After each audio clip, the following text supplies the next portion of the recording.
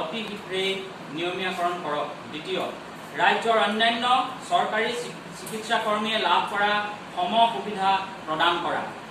তৃতীয়, কোভিড পৰিস্থিতিত অস্থায়ী স্বাস্থ্যকৰ্মী সকলোকো স্বাস্থ্য বীমাৰ আওতালৈ আনি সুনিশ্চিত নিৰাপত্তা প্ৰদান কৰা। 4 নম্বৰ, অস্থায়ী কৰ্মচাৰীসকলৰ স্বাস্থ্য বীমা, পৰিয়াল বীমা, ESICৰ সুবিধা প্ৰদান কৰা। 5ম, অস্থায়ী কৰ্মচাৰীসকলৰ বাবে PF, EPFৰ সুবিধা প্ৰদান কৰা। আৰু 6ম আৰু অন্তিম, অস্থায়ী কৰ্মচাৰীসকলৰ বাবে চৰকাৰী আৱাস গৃহৰ সুবিধা প্ৰদান কৰা। সভাপতি শোভন বৰুৱা, সম্পাদক বাবুল দাস, সদৌ অসম চৰকাৰী চিকিৎসালয় অস্থায়ী স্বাস্থ্যকৰ্মী সন্থা। চৰকাৰী স্বাস্থ্যকৰ্মীৰ সমানে দিনে নিশাই নিজ নিজ কৰ্তব্যত ভৰ্তি হৈ আছোঁ। যিকোনো পৰিস্থিতিৰ লগতে সমগ্ৰ বিশ্বতে দেখা দিয়া কৰোনা মহামাৰীৰ কালতো আমাৰ কৰ্মীসকলে নিম্ন সা সুবিধাৰে নিজৰ জীৱনকো সুস্থ জ্ঞান কৰি ৰাইজৰ স্বাস্থ্য সেৱাত নিজকে নিয়োজিত কৰিছোঁ। এই জটিল সময়ৰ লগতে এক অনাকাংক্ষিত ভৱিষ্যতৰ প্ৰতি লক্ষ্য ৰাখি আমাৰ চিকিৎসালয় পৰিচালনা সমিতিয়ে প্ৰদান কৰা অতি ন্যূনতম পাৰিতোষিক 1000ৰ পৰা 4000 টকা পৰ্যন্ত লৈ আমি আমাৰ পৰিয়ালৰ ভৰণ পোষণ দিয়াটো অসম্ভৱ হৈ পৰিছে। তথাপিও আমাৰ কৰ্মীসকলে সেৱাৰ মনোভূতি লৈ কোনোদিনে ৰাইজৰ সেৱাৰ ক্ষেত্ৰত অৱহেলা কৰা নাই। এই ক্ষেত্ৰত অসম চৰকাৰে, ৰাজ্যৰ স্বাস্থ্য বিভাগে অসমৰ অস্থায়ী কৰ্মচাৰীসকলৰ লগতে তেওঁলোকৰ পৰিয়ালৰ ভৱিষ্যতৰ কথা লক্ষ্য ৰাখি সমগ্ৰ বিষয়টো হৃদয়ংগম কৰি বিবেচনা সহকাৰে সকলো অস্থায়ী কৰ্মচাৰীৰ চাকৰি চৰকাৰীকৰণ কৰাৰ বাবে আহ্বান জনাইছোঁ। লগতে স্বীকৃতিত উল্লেখিত আমাৰ দাবীসমূহ অৱগত কৰিলোঁ। আমাৰ দাবীসমূহ আমি এক জটিল সময়ত গোটেই বিশ্বজুৰি কৰোনা মহামাৰীৰ সংঘাতত আমি জৰ্জৰিত হৈ আছোঁ। তেনেকুৱা এটা সময়ত আমি অসমৰ চুকে কোণে থকা চিকিৎসালয়ৰ অস্থায়ী কৰ্মচাৰীসকলৰ দুখ আৰু বেদনাৰ সম্পৰ্কত এখন আমি আমাৰ সন্থাৰ ফালৰ পৰা সংবাদমেল আয়োজন কৰা হৈছে। আমি এটা কথা সকলোৱে উপলব্ধি কৰোঁ যে ইয়াৰ আগতে যিটো চৰকাৰ আছিলে, মাননীয় সৰ্বানন্দ সোণোৱাল ডাঙৰীয়াৰ নেতৃত্বত এখন চৰকাৰ আছিলে। সেই চৰকাৰৰ দিনত 2020 বৰ্ষত যেতিয়া কৰোনা মহামাৰী আহিছিল, তেতিয়া অসমৰ স্বাস্থ্য বিভাগে লোৱা দৃঢ় পদক্ষেপ, আমাৰ মাননীয় ডক্টৰ হিমন্ত বিশ্ব শৰ্মা ডাঙৰীয়াৰ নেতৃত্বত লোৱা আচলতে যি পদক্ষেপ, সেই পদক্ষেপৰ ফলতে আচলতে বহু ক্ষেত্ৰত আমি কৰোনাৰ পৰা আমাৰ বহুখিনি আমি মুক্তি লাভ কৰিবলৈ সক্ষম হৈছিলোঁ। আৰু এই ক্ষেত্ৰত আমাৰ অসমৰ স্বাস্থ্যকৰ্মীসকলে আমাৰ মাননীয় হিমন্ত বিশ্ব ডাঙৰীয়াৰ লগত খোজত খোজ মিলাই নিজৰ জীৱনকো উচ্চ কৰি কাম কৰিছিল।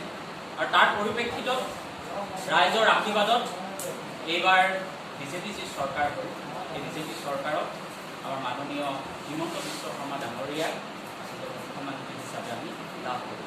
কাৰণ তেখেতে স্বাস্থ্য খণ্ডত কৰোনা মহামাৰীৰ সময়ত যি পদক্ষেপ ল'লে আৰু সেইকাৰণে ৰাইজে উৎফুল্লিতভাৱে তেখেতক আদৰণি জনালে। কিন্তু যিসকল স্বাস্থ্যকৰ্মীয়ে যোৱা সময়ছোৱাত আৰু এতিয়াও এই মহামাৰীৰ সময়ত নিজৰ জীৱনকো তুচ্ছ কৰি কাম কাজ কৰি আছে, তেখেতসকলৰ কিন্তু জীৱন আজি, তেখেতসকলৰ জীৱিকা আজি নিৰাপত্তাহীনতাত ভুগি আছে। তেওঁলোকৰ পৰিয়ালসমূহ আজি এই নিৰাপত্তাত ভুগি আছে। আমি আশা কৰিম আজিৰ এই চৰকাৰ যি এটা খুব ভাল পদক্ষেপ লৈছে, 1 লাখ চাকৰি তেওঁলোকে এই অনাগত 5 বছৰৰ সময়ত তেওঁলোকে দিয়াৰ প্ৰতিশ্ৰুতি দিছে। যিসকল স্বাস্থ্যৰ লগত জড়িত অস্থায়ী কৰ্মচাৰী আজি 15-20 বছৰ দিন ধৰি কাম কাজ কৰি আছে, তেখেতসকলক যাতে নিয়মীয়াকৰণ কৰে তাৰ বাবে আমি চৰকাৰৰ ওচৰত আহ্বান জনাইছোঁ। আৰু ইতিমধ্যে 2020 চনতো আচলতে এখন পত্ৰ প্ৰতিখন ডিষ্ট্ৰিক্টলৈ প্ৰেৰণ কৰা হৈছে যে 10 বছৰৰ ওপৰত যিমান কৰ্মচাৰী অস্থায়ীভাৱে কৰ্মৰত ৰূপত আছে তাৰ ৰিপৰ্ট নিশ্চয় গুৱাহাটীৰ জইণ্ট ডাইৰেক্টৰ অফিচত জমা হৈছে। গতিকে আমি আশা কৰিম যে অসমৰ যিসকল অস্থায়ী কৰ্মচাৰী আছে সকলোখিনিকে যাতে সামৰি এই চৰকাৰে যাতে তেখেতসকলৰ চাকৰি নিয়মীয়াকৰণ কৰে। আৰু আমি সকলোৱে জানো যে 4000 টকাত আমাৰ পৰিয়াল নচলে, 4000 টকাত আমাৰ পৰিয়ালৰ মানুহৰ ৰোগ হ'লে সেই ৰোগৰ নিৰাময় আমি কৰিব নোৱাৰোঁ, আমি ল'ৰা ছোৱালীক পঢ়াব নোৱাৰোঁ। গতিকে চৰকাৰৰ যি নিয়ম নিম্নতম যিটো মজুৰি থাকে সকলোকে যাতে তাৰ দৰমহাৰ অন্যান্য সা সুবিধা প্ৰদান কৰে তাৰ প্ৰতি আমি আহ্বান জনাইছোঁ। আজি আমি মাননীয় মুখ্যমন্ত্ৰী ডাঙৰীয়ালৈ এখন স্মাৰকপত্ৰ আমাৰ গোলাঘাট জিলাৰ উপায়ুক্ত মহোদয়ৰ জৰিয়তে আমি প্ৰেৰণ কৰিম। আমি আশা কৰিম যে আমাৰ এই যিসকল অস্থায়ী কৰ্মচাৰী আছে তেখেতসকলক চৰকাৰে যাতে তেওঁলোকৰ অধিকাৰ যাতে প্ৰদান কৰিব। অসমৰ মাননীয় মুখ্যমন্ত্ৰী ডাঙৰীয়ালৈ প্ৰেৰণ কৰিম। মই স্মাৰকপত্ৰখন এবাৰ পাঠ কৰি দিব ওলাইছোঁ। প্ৰতি মাননীয় মুখ্যমন্ত্ৰী মহোদয়, অসম চৰকাৰ, দিছপুৰ, অসম। গোলাঘাট জিলাৰ মাননীয় উপায়ুক্ত মহোদয়ৰ যোগেদি প্ৰেৰণ। বিষয় স্মাৰকপত্ৰ প্ৰদান। মহোদয়, সদৌ অসম চৰকাৰী চিকিৎসালয় অস্থায়ী স্বাস্থ্য কৰ্মচাৰী সন্থাৰ তৰফৰ পৰা শ্ৰদ্ধা আৰু আন্তৰিক অভিনন্দন গ্ৰহণ কৰিব। বিনম্ৰভাৱে জনাওঁ যে অসমৰ বিভিন্ন চৰকাৰী চিকিৎসালয়সমূহত আমাৰ সদস্যসকলে চিকিৎসালয় পৰিচালনা সমিতিৰ দ্বাৰা নিযুক্তপ্ৰাপ্ত হৈ বছৰ বছৰ ধৰি অতি নগণ্য পাৰিতোষিক লৈ জনসাধাৰণৰ স্বাস্থ্য সেৱাৰ্থে কৰ্মৰত হৈ আছোঁ। ৰাজ্যৰ প্ৰতিখন চিকিৎসালয়তে আমি অস্থায়ীভাৱে মকৰল হৈ অতি জৰুৰীকালীন এম্বুলেন্স সেৱাৰ চালক, ৱাৰ্ড বয়, ড্ৰেচাৰ, ৰিচিপশ্যনিষ্ট, চকীদাৰ, পিয়ন, চাফাই কৰ্মী আদি বিভিন্ন কামত নিয়োজিত হৈ আছোঁ। আমাৰ কৰ্মীসকলে অতি নিম্নমানৰ পাৰিশ্ৰমিকত আমি পাওঁ মাত্ৰ ২০০০ বা ৩০০০ টকা, কিন্তু এনেকুৱা আমাৰ কৰ্মচাৰী আছে কিছু জিলাত তেওঁলোকে আজি বছৰ বছৰ ধৰি দৰমহা পোৱা নাই। সেইকাৰণে তেওঁ সেই কথাখিনি আপোনাক এইটো কাৰণে অৱগত কৰিছোঁ, যিহেতু মাত্ৰ আমি পাওঁ ৩০০০ বা ৪০০০ টকা, তাত চলিবলৈ বহুত অসুবিধা। যিটো সমস্যা এতিয়া বস্তুৰ দাম যিহে বাঢ়িছে, তাত আমি এজন ব্যক্তিও চলিবলৈ সেইটো পইচাত নোৱাৰি। কিন্তু আমি এতিয়া আপোনাক এই সংবাদ মাধ্যমে আমি অনুৰোধ জনাওঁ, যিহেতু এজন মানুহে এতিয়া বৰ্তমান এজন মানুহে যদি গাঁৱত যদি হাজিৰা কৰিব যায় ৫০০ টকা এটা এজন গৃহস্থ দিয়া হয়, আমি মাত্ৰ পাওঁ এদিনত ৫০ টকা বা ১৫০ টকা। আমি চৰকাৰী চিকিৎসালয়ৰ এজন স্বাস্থ্যকৰ্মী হৈ এতিয়া আমি বেলেগ কাম কৰিব নোৱাৰোঁ। আমি এতিয়া ঘৰখনৰ উদাহৰণস্বৰূপে ঘৰখনৰ এতিয়া মই এজন ল'ৰা, মোৰ মা দেউতা বা মোৰ পৰিয়ালটো থাকিব লাগে, মই মাত্ৰ পাওঁ ৪০০০ টকা আৰু বেলেগ কাম মই কৰিব নোৱাৰোঁ, যিহেতু স্বাস্থ্য বিভাগৰ লগত জড়িত।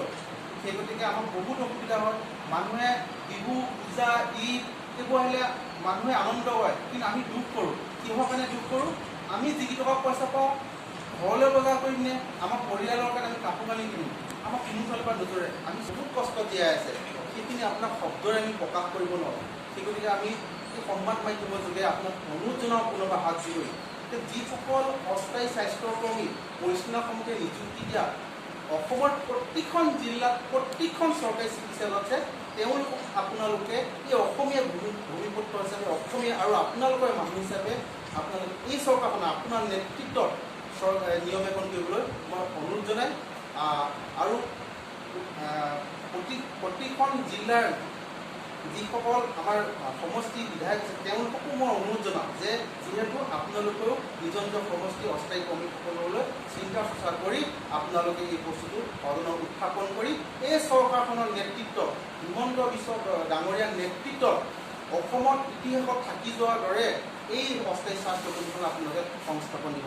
আমাৰ মাজতে উপস্থিত আছে আমাৰ সদৌ অসম চৰকাৰী চিকিৎসালয় অস্থায়ী কৰ্মচাৰী সন্থা মুখ্য উপদেষ্টা ধ্ৰুৱজ্যোতি বৰা, তেওঁকো মই দুটা আপোনালোকৰ ওচৰত সুবিধা পাব লাগে। সেই এম্বুলেঞ্চখন আমি দেখা পোৱা নাই, যিটো চৰকাৰী চমু এম্বুলেঞ্চ, সেইকাৰণে সেই সুবিধাবোৰ নথকাৰ কাৰণে কিছুমান ৰোগী আধা ৰাস্তাত গৈ মৃত্যুমুখত পৰিছে। সেইকাৰণে চৰকাৰক মই অনুৰোধ জনাওঁ, স্বাস্থ্য বিভাগক মই অনুৰোধ জনাওঁ, মুখ্যমন্ত্ৰীক মই অনুৰোধ জনাওঁ যে এই যিবোৰ চমু এম্বুলেঞ্চ আছে চৰকাৰী হিচাপে সেইবোৰ নতুনকৈ প্ৰদান কৰক আৰু তাত যিখিনি ভিতৰত থাকিব লাগে, যিখিনি ৰোগীয়ে সুবিধা পাবলৈ সেইখিনি আপোনালোকে প্ৰদান কৰিবলৈ আশা কৰোঁ। আৰু ডক্টৰ হিমন্ত বিশ্ব শৰ্মা ডাঙৰীয়াক পুনৰবাৰ এই সদৌ অসম চৰকাৰী চিকিৎসালয় অস্থায়ী কৰ্মচাৰী সন্থাৰ পৰা আপোনাক পুনৰবাৰ আন্তৰিক শুভেচ্ছা জ্ঞাপন কৰিছোঁ। যিহেতু অসমৰ ৰাইজে আপুনি ভবাৰ দৰে এজন মুখ্যমন্ত্ৰী হৈছে আৰু আপুনি যেনেকৈ আপোনাৰ সমষ্টিটো যেনেকৈ আপুনি ইলেকশ্যনৰ সময়ত মাত্ৰ এদিন মিটিং কৰি আপুনি যেতিয়া জয়যুক্ত হয় বিপুল ভোটত, সেই জালুকবাৰী সমষ্টিটো আপুনি ভাবি লওক, সমূহ অসমবাসীখন জালুকবাৰী সমষ্টি ধৰি লওক। তেনেকৈ জালুকবাৰী সমষ্টি কোনো মানুহে আপত্তি কৰিব নোৱাৰে যে আমাক একো নাই আমাৰ বিধায়কে। তেনেধৰণে আমি আশা কৰিছোঁ, অসমৰ ৰাইজে আশা কৰিছে যে আপোনাৰ মুখ্যমন্ত্ৰীৰ নেতৃত্বত সেই জালুকবাৰী সমষ্টিৰ দৰে অসমতো যেন তেনেকুৱা নিবনুৱাসকলক আমি সংস্থাপন দি প্ৰত্যেকটো ক্ষেত্ৰত ভাৰতৰ সৰ্ব 1 নম্বৰ ভিতৰত আপুনি অসমখন ৰাইজৰ বহিব বুলি আমি আশাবাদী। আৰু সেইবাবে পুনৰবাৰ আপোনাক বিনম্ৰ অনুৰোধ জনাওঁ যে এই স্বাস্থ্য কৰ্মীসকলৰ ওপৰত আপুনি গুৰুত্ব দিব। আমি সদৌ অসম চৰকাৰী চিকিৎসালয়ৰ অস্থায়ী স্বাস্থ্য কৰ্মী সংস্থাই আপোনাক বহুতবাৰ আবেদন কৰিছোঁ। আমি আশাবাদী, আপুনি আশা দিছে আমাক যে আমি তোমালোকক সংস্থাপন দিম, আমি চিন্তা চৰ্চা কৰিম। কিন্তু আমি এই যোৱাটো যিটো অধিৱেশন আপোনাৰ প্ৰথম চৰকাৰ গঠন কৰি যিখন অধিৱেশন, তাত আমাৰ বিষয়ে কোনো উত্থাপন আমি দেখিলে পালোঁ। সেইকাৰণে আমি অসম চৰকাৰক অনুৰোধ জনাওঁ যে আমাক আপোনালোকে মাহীয়াই চকুৰে নাচায়। যিহেতু আমি অসমৰে সন্তান, অসমৰে আমি এজন সন্তান হয় আৰু আমি অসমৰ ৰাইজৰ জনগণৰ হৈ সদায় কাম কৰিছোঁ আৰু অসম চৰকাৰৰ স্বাস্থ্য বিভাগেও সদায় কাম কৰিছোঁ। আমি কোনো প্ৰাইভেট ছেক্টৰৰ মানুহৰ কোনো মালিকানা বোলে খুব কাম এটা লাগে বুলি কোৱা নাই।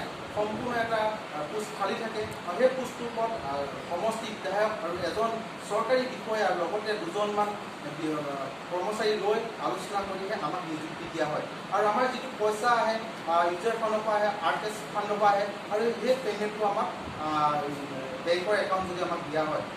আৰু আমাৰ যিবোৰ অস্থায়ী স্বাস্থ্যকৰ্মী সমগ্ৰ অসমতে আছে, কিন্তু পৰিয়ালটো পুহিবলৈ আমাৰ এটা শুদ্ধ দৰমহা দিওঁ, যিটো দৰমহাহে আমি নিজৰ পৰিয়ালটো আমি জীয়াই ৰাখিব পাৰোঁ।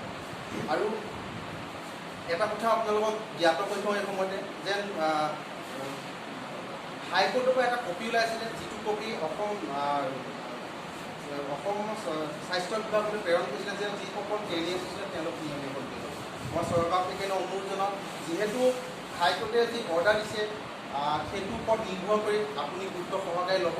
আৰু মাত্ৰ আমাৰ 3500হে মানুহ আছে সমূহ অসমত, প্ৰত্যেকখন জিলাত মাত্ৰ আমাৰ 3500 মানুহ আছে। সেই গতিকে আপোনালোকে যেতিয়া 1 লাখ নিবনুৱা যুৱক যুৱতীক সংস্থাপন দিম বুলি ঘোষণা কৰিছে, আমি বিশ্বাসেই লৈছোঁ যে আপুনি যেনেধৰণে কথা কয় তেনেধৰণে আজিলৈকে কাম কৰিছে। সেই গতিকে সেই 1 লাখৰ মাজত এই অস্থায়ী স্বাস্থ্যকৰ্মী যিখিনি ক'ভিডৰ লগত আমি 2000-3000 টকাত নিজৰ কথা নাভাবি আমি খুব ওচৰৰ পৰা আমি ক'ভিডৰ পেচেণ্টৰ লগত আমি ৰোগীৰ লগত যুদ্ধ কৰি আছোঁ। আৰু অনাগত সময়তো আমি কৰি যাম। অনাগত সময়তো আমি আপোনাৰ দায়িত্ব পালন আমি আৰু আগ্ৰহে কাম কৰিম। যদি আমাক সংস্থাপন আমাৰ নিয়মীকৰণ কৰে, আমি আৰু আগ্ৰহে আমি অসম চৰকাৰক যেনেধৰণে আজিলৈকে সহায় কৰিছোঁ তেনেধৰণে কৰি যাম। আৰু এম্বুলেঞ্চৰ বিষয়ত আপোনালোকে চৰকাৰী এম্বুলেঞ্চ যিবোৰ আপোনালোকে অসম চৰকাৰক প্ৰদান কৰিছিলে 2000 চনত বা কিছুমান 99ত অহা, তো এইটো নহয় যে 108 অহাৰ কাৰণে আমাৰ এইটো সেই নহয়। আজি আপোনালোকক মই এটা উদাহৰণ দিওঁ, আমাৰ গোলাঘাট জিলাৰ মেৰাপানী চিচিত দুখনকৈ 108 থকা অৱস্থাতো এম্বুলেঞ্চখন প্ৰতি সময়তে জৰুৰী হিচাপে থাকিব লাগে। যিহেতু আমাৰ নাগালেণ্ড সীমান্ত বটীয়া ৰাইজ, তাত বিভিন্ন পেচেণ্ট আহে, বিভিন্ন এক্সিডেণ্ট কেছ হয়। এনেকুৱা আমি ৰোগী দেখিছোঁ যে সন্মুখত ৰোগীজন এক্সিডেণ্ট হয়, ইমানেই অৱস্থা বেয়া, তেওঁ প্ৰাইভেট গাড়ীত নিব নোৱাৰে, ঠাই কঁকালত থাকি যায়। কিন্তু সেই মুহূৰ্তত 108 থকা অৱস্থাত তেওঁলোকক ফোন লগাব নোৱাৰে কেতিয়াও। আৰু ফোন লগাব নোৱাৰিলে তেতিয়া সেই স্বাস্থ্য যিজন ৰোগী সেইজনে কেতিয়াও সেই 108ৰ সহায় আমি নাপাওঁ। তেতিয়া কি হয়, সেই যিখন চৰকাৰী এম্বুলেঞ্চ থাকে মেডিকেলখনত সেইখন ব্যৱহাৰ কৰে। আৰু কিছু আমি দেখিছোঁ এনেকুৱা পেচেণ্ট আহে, এক্সিডেণ্ট নহয়, গাৰ্জেন আহে, ওচৰ চুবুৰীয়া মানুহে তেওঁক ভৰি বান্ধি লৈ যেনে মেডিকেলত চিকিৎসা কৰে, প্ৰাথমিক চিকিৎসা, তেওঁ উন্নত চিকিৎসাৰ কাৰণে যেতিয়া গোলাঘাটলৈ ৰেফাৰ কৰে সেই মুহূৰ্তত গাৰ্জেন নাহে, সেই সময়ত 108ক ফোন নালাগে। তেতিয়া কি কৰে, সেই চৰকাৰী চিকিৎসালয়ৰ সেই এম্বুলেঞ্চখনে নিজৰ পকেটত খৰচ কৰি পেলাই পেচেণ্টক সহায় কৰা আমি দেখিবলৈ পাইছোঁ।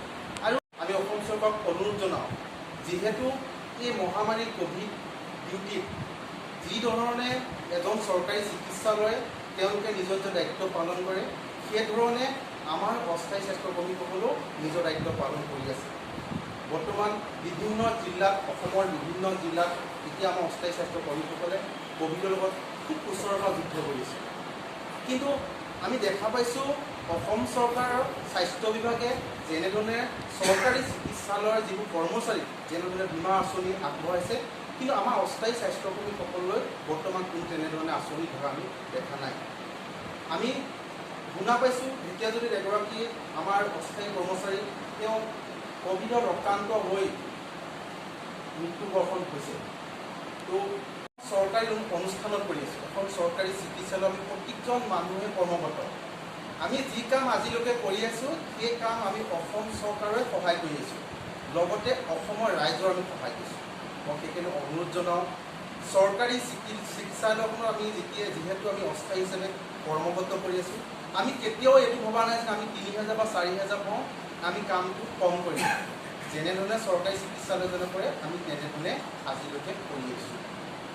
আৰু চৰকাৰী চিকিৎসালয়ৰ প্ৰতিখন জিলাৰ, অসমৰ প্ৰতিখন জিলাত আপোনাৰ এছিষ্টেণ্ট ছেক্ৰেটৰী হওক, ডেচাৰ হওক, আপোনাৰ ৰিচিপশ্যন হওক, আপোনাৰ ইলেক্ট্ৰিচিটি হওক, এম্বুলেঞ্চ পাইলট, ৰুবি, বিভিন্ন যি বিভাগ আছে প্ৰত্যেকতে আমাৰ অস্থায়ী স্বাস্থ্যকৰ্মী গুৰুত্বভাৱে তেওঁলোকে নিজৰ দায়িত্ব পালন কৰি গৈছে। কিন্তু আমাক মাত্ৰ পৰিচালনা সমিতিয়ে মাত্ৰ 2000 বা 4000 টকাৰ ভিতৰত পইচা দিয়ে। আমি চৰকাৰক অনুৰোধ জনাওঁ, চৰকাৰে কিছু ক্ষেত্ৰত আমাক আমি ক'ৰবাত শুনি পাওঁ যে তোমালোক চৰকাৰে নিযুক্তি দিয়া কৰ্মচাৰী নহয়। মই অনুৰোধ জনাওঁ ডক্টৰ হিমন্ত বিশ্ব শৰ্মা ডাঙৰীয়া যেন আমি পৰিচালনা সমিতিয়ে আমাক নিযুক্তি দিছে হয়, কিন্তু পৰিচালনা সমিতিখনৰ যিজন অধ্যক্ষ থাকে সেইজন এজন স্বাস্থ্য বিভাগৰ ডিপুটি ছুপাৰিণ্টেণ্ডেণ্ট হওক, SDM হওক, জইণ্ট ডাইৰেক্টৰ হওক, এজন চৰকাৰী চিকিৎসালয়ৰ বিষয়ববীয়া থাকে। আৰু লগতে প্ৰতিখন চৰকাৰী চিকিৎসালয়ৰ সমষ্টি এজন বিধায়ক থাকে। তো সম্পূৰ্ণ এটা চৰকাৰী মাজতে সোমায় আৰু যিখন প্ৰচিডিং হয় সেইখন সম্পূৰ্ণ চৰকাৰীৰূপে চিলমোহৰ মৰা হয়। সেই গতিকে অনুৰোধ জনাওঁ, হয় আমাক পৰিচালনা সমিতিয়ে নিযুক্তি দিছে, কিহৰ কাৰণে দিছে? যেতিয়া চিকিৎসালয়খনত অসুবিধা হয়, তাত চৰকাৰে দিব পৰা কোনো বিষয়বিলাক দেখা নাপায়, প্ৰয়োজনবোধ হয়, সেই মুহূৰ্তত কি কয় ডিপুটি ছুপাৰিণ্টেণ্ডেণ্ট পৰিচালনা সমিতি আৰু লোকেল MLA লগত কথা বতৰা পাতি যিটো পোষ্ট খালী থাকে, চিকিৎসালয়খনত যিটো পোষ্ট খালী থাকে, যিটো খুব দৰকাৰী আছে মেডিকেলখনত, ৰাইজক সেৱা কৰাত চৰকাৰী চিকিৎসালয়খনত বহুত অসুবিধা পাইছে, সেই পোষ্টত আমাৰ চিকিৎসা অস্থায়ী কৰ্মীখিনি নিযুক্তি দিছে। তো সেই গতিকে স্পষ্ট এটা কথা ক'ব পাৰি যে যিটো পোষ্ট খালী আছে সেইটো পোষ্টতহে আমাৰ অস্থায়ীসকলে কাম কৰি আছে। তো সেই গতিকে অসম চৰকাৰক অনুৰোধ জনাওঁ, যিহেতু যিমানখিনি কাম কৰিছে আমাৰ অস্থায়ীসকলে, অসম চৰকাৰে সহায় কৰি আছে আজিকালি বছৰ ধৰি। আপোনালোকে চাওক, অসমত আমাৰ প্ৰতিখন জিলাৰ ভিতৰত টোটেল 3500 মাত্ৰ কৰ্মচাৰী আছে। এতিয়া যিখন আমাৰ নতুন BJP চৰকাৰ শক্তিশালী ৰূপত গঠন হৈছে, অসমৰ ৰাইজৰ ভবাদৰে এজন মুখ্যমন্ত্ৰী হৈছে, অসমৰ ৰাইজৰ ভবাদৰে এজন স্বাস্থ্যমন্ত্ৰী আছে, আমাৰ গোলাঘাট সমষ্টিয়ে বিত্তমন্ত্ৰী অজন্তা নিয়োগ বাইদেউ পাইছে। তেওঁলোকে ঘোষণা কৰি আছে, আমাৰ মুখ্যমন্ত্ৰী ডাঙৰীয়াই ঘোষণা কৰি আছে যে আমি অসমত এইবাৰ তেওঁৰ নেতৃত্বৰ চৰকাৰখনক 1 লাখ নিবনুৱা যুৱক যুৱতী গণি চাকৰি দিম। মই সেইকাৰণে সংবাদ মাধ্যমৰ জৰিয়তে তেওঁক অনুৰোধ জনাওঁ, মুখ্যমন্ত্ৰী মহোদয়, সেই 1 লাখৰ ভিতৰত মাত্ৰ আমাৰ অস্থায়ী স্বাস্থ্যকৰ্মীসমূহ অসমত প্ৰত্যেকখন জিলাত মাত্ৰ 3500হে কৰ্মী আছে। আৰু সেই স্বাস্থ্যকৰ্মীসকল আপোনাৰ নেতৃত্বৰ, আপোনাৰে চৰকাৰী এখন চিকিৎসালয়ত তেওঁলোক নিযুক্তি হৈ কাম কৰি আছে, নিজৰ দায়িত্ব পালন কৰিছে। সেই গতিকে মই মুখ্যমন্ত্ৰীক অনুৰোধ জনাওঁ, যিহেতু তেওঁ যেনেধৰণে আগত কথাবোৰ কৈ আছে, আজিলৈকে তেনেধৰণে তেওঁ কাম কৰি যোৱা দেখিছোঁ। আমি সকলোৱে দৃষ্টিগোচৰ হৈছে, তেওঁ অসমৰ প্ৰতিটো বিভাগত তেওঁ চকু দিয়ে, স্বাস্থ্য বিষয়ত তেওঁ ভালধৰণে জ্ঞাত। সেই গতিকে তেওঁক অনুৰোধ জনাওঁ যে আপুনি আপোনাৰ নেতৃত্ব, যিহেতু আপুনি অসমৰ বৰ্তমান মুখ্যমন্ত্ৰী, অসমৰ আপুনি গাৰ্জেন, আপুনি ইচ্ছা কৰিলে এই নিবনুৱাসকলক, এই অস্থায়ী স্বাস্থ্যকৰ্মীসকলক আপুনি নিয়মীয়াকৰণ কৰক। আৰু যি ধৰণে এজন চৰকাৰী চিকিৎসালয়ে যিখিনি সুবিধা পায় চৰকাৰৰ পৰা, সেইখিনি আমাৰ বিভিন্ন জিলাৰ পৰা আবেদন কৰি আহিছোঁ যে আমাৰ যিসকল অস্থায়ী স্বাস্থ্যকৰ্মী আমাক আপোনালোকে নিয়মীয়াকৰণ কৰক। কিন্তু আজিলৈকে আমি ফলস্বৰূপে একো দেখা পোৱা নাই।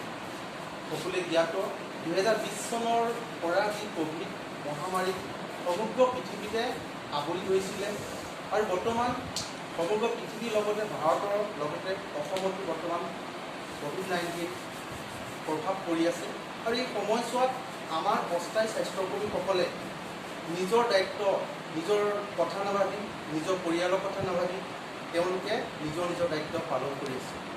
কিন্তু আমি মাত্ৰ আমাক দৰমহা হিচাপে 1000 পৰা 4000 ভিতৰত আমাক দৰমহা আন্তৰিক শুভেচ্ছা জ্ঞাপন কৰোঁ। আৰু লগতে আমি সংবাদ মাধ্যমৰ যোগেদি সদৌ অসম চৰকাৰী চিকিৎসালয় অস্থায়ী স্বাস্থ্য কৰ্মচাৰী সংস্থা হৈ নতুন চৰকাৰখনক আপোনালোকৰ দ্বাৰাই আহি ইয়াতে চিকিৎসা কৰিছোঁ। ইয়াৰ কাৰণটো হ'ল অসমৰ প্ৰতিখন চৰকাৰী চিকিৎসালয়ত অস্থায়ী হিচাপে বিভিন্ন বিভাগত আমাৰ কৰ্মচাৰীসকলে আজি 20 বা 25 বছৰ দিন কাম কৰি আছে, কিন্তু আমাক মাত্ৰ ক্ষুদ্ৰমান এটা দৰমহা দি পৰিচালনা সমিতিয়ে চলাই আছে। সেই গতিকে আমি সেই আন্তৰিক শুভেচ্ছা জ্ঞাপন কৰিম আৰু লগতে সংবাদ মাধ্যমৰ যোগেদি সদৌ অসম চৰকাৰী চিকিৎসালয় অস্থায়ী স্বাস্থ্য কৰ্মচাৰী সংস্থা হৈ নতুন চৰকাৰখনক আপোনালোকৰ দ্বাৰাই আহি ইয়াতে শুভেচ্ছা কৰিছোঁ। ইয়াৰ কাৰণটো হ'ল অসমৰ প্ৰতিখন চৰকাৰী চিকিৎসালয়ত অস্থায়ী হিচাপে বিভিন্ন বিভাগত আমাৰ কৰ্মচাৰীসকলে আজি 20 বা 25 বছৰ দিন কাম কৰি আছে, কিন্তু আমাক মাত্ৰ ক্ষুদ্ৰমান এটা দৰমহা দি পৰিচালনা সমিতিয়ে চলাই আছে। সেই গতিকে আমি সেই